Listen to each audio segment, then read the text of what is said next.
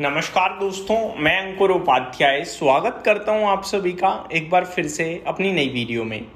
दोस्तों, कल ईरान की तरफ से एक अपडेट आई कि उन्होंने स्ट्रेट ऑफ हॉर्मोज को बंद कर दिया है और आज यूएस और ईरान के बीच में बातचीत होनी थी स्विट्जरलैंड में यही डील को लेकर। अब अपडेट क्या आ रही है वो मैं आप सभी के साथ शेयर करना चाहूँगा। अपडेट ये आ रही है कि यूएस वाइस प्रेसिडेंट गए हुए थे स्विट्जरलैंड बातचीत के लिए और यहां से जो आउटकम निकल के आ रहा है वो ये आ रहा है कि अमेरिका मान ही नहीं रहा कि स्ट्रेट ऑफ हॉर्मोज बंद हुआ है।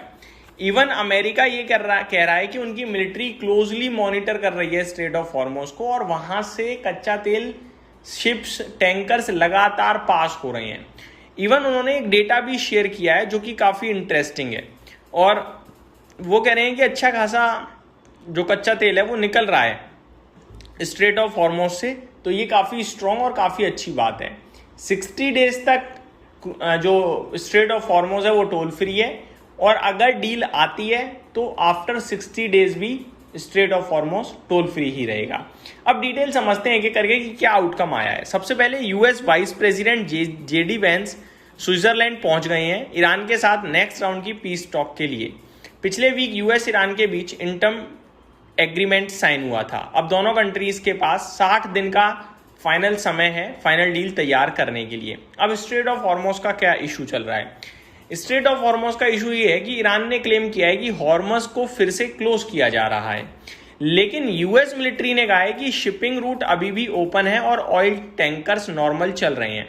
जेडी वेंस ने बोला है कि एक दिन में 16 मिलियन बैरल्स का ऑयल ट्रांजिट हुआ है, जो काफी स्ट्रॉन्ग ट्रैफिक है, जो काफी स्ट्रॉन्ग डेटा है। 16 मिलियन ऑयल अगर पास हो रहा है स्ट्रेट ऑफ हॉर्मोज से तो काफी स्ट्रॉन्ग डेटा आ रहा है। अब ईरान क्या चाहता है? ईरान चाहता है कि लेबनान में इजरायली मिलिट्री एक्शन रुकना चाहिए, जो कि ठीक बात भी है। ईरानियन ऑयल एक्सपोर्ट्स पर रिस्ट्रिक्शंस वेवर्स मिलनी चाहिए, तो ये तो बातचीत हुई है, तभी स्ट्रेट को फुली रीओपन करने पर बात होगी। सबसे इंपॉर्टेंट पॉइंट है न्यूक्लियर प्रोग्राम, जो अभी कंफ्यूजन बना हुआ है, या फिर ये जो 60 डेज का टाइम पीरियड है इसमें न्यूक्लियर प्रोग्राम को लेकर ही बातचीत होनी है।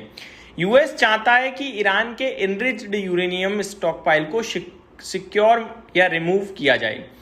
ईरान फ्यूचर में न्यूक्लियर वेपन कैपेबिलिटी डेवलप ना कर सके, ये इनका मेन मोटिव है।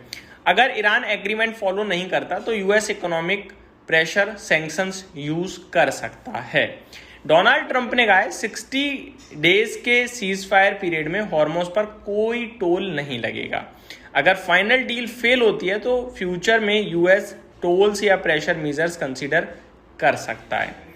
आगे crude oil prices cool down होंगे। अगर मार्केट पॉजिटिवली बातचीत आती है तो मार्केट पॉजिटिव होगा, जिसकी वजह से कच्चा तेल नीचे जाएगा। शिपिंग डिसरप्शन का रिस्क कम होगा, ग्लोबल इन्फ्लेशन प्रेशर घटेगा, इंडियन मार्केट्स और ऑयल इंपोर्टिंग कंट्रीज को फायदा मिलेगा। वहीं अगर बातचीत फेल हो जाती है या हॉर्मोज असली में अभी बंद है तो फिर ये दिक्कत का विषय बनेगा, जहां पे कच्चा तेल दोबारा बढ़कर $85-90 की रेंज में जा सकता है। इंडिया के लिए इंपोर्ट बिल बढ़ेगा, ऑब्वियस है, क्योंकि हम क्रूड इंपोर्ट करते हैं। मार्केट में वॉलेटिलिटी और दोबारा सेलिंग प्रेशर आ सकता है। इवन अभी भी सेलिंग प्रेशर तो चल ही रहा है। इसमें मेन चीज क्या निकल के आ रही है, अभी तक एक्चुअल स्ट्रेट क्लोजर कंफर्म नहीं हुई है। बड़ी बात यह है यूएस के हिसाब से रूट ओपन है और ऑयल फ्लो नॉर्मल चल रहा है। स्विट्जरलैंड बातचीत फोकस में चल रही है इस समय। लेबनान सीज फायर मेंटेन करना ये सबसे इंपॉर्टेंट पॉइंट है। इस समय इजराइल को अपना अटैक रोकना होगा और ईरान न्यूक्लियर इशू सॉल्व करने को लेकर इन 60 दिन के दौरान बातचीत लगातार होगी। हॉर्मोज शिपिंग रूट को परमानेंटली ओपन रखना होगा, ये भी बहुत इक्वली इंपॉर्टेंट है, आप ये मान के चलिए। तो अगले 2 से 3 दिन बहुत इंपॉर्टेंट होने वाले हैं बातचीत से रिलेटेड, क्योंकि यहाँ पे चीजें हमें समझ में आ जाएंगी कि क्या है क्या नहीं है। The US delegation led by US vice president JD Vance, the Iranian delegation led by the speaker of the Iranian parliament Mohammad Bagher Ghalibaf and the mediator Pakistan and Qatar have arrived at the Bergenstock, Switzerland's Federal Department of Foreign Affairs said in a statement। तो पाकिस्तान की तरफ से Qatar की तरफ से जो mediator हैं बिचौलिया वो पहुंच चुके हैं। ईरान की तरफ से Iranian parliament Mohammad Bagher Ghalibaf पहुंच चुके हैं और यूएस की तरफ से जेडी वेंस साहब जो कि वाइस प्रेसिडेंट हैं वो पहुंच चुके हैं बातचीत को लेकर। बातचीत आज सुबह के सेशन में ही शुरू हो चुकी है। अब बातचीत को लेकर अभी कोई बड़े लेवल पे अपडेट नहीं आई है। ईरान ने सैटरडे को वार्निंग दी कि vessels to stay away from the critical shipping route, और यूएस ने डिनाई कर दिया। US denied those claims stating the waterway remained open. तो ये बड़ी खबर है। अब अभी कंफर्म कहना मुश्किल है, लेकिन इतना जरूर है कि ईरान चाहता है इजरायली अटैक रुके।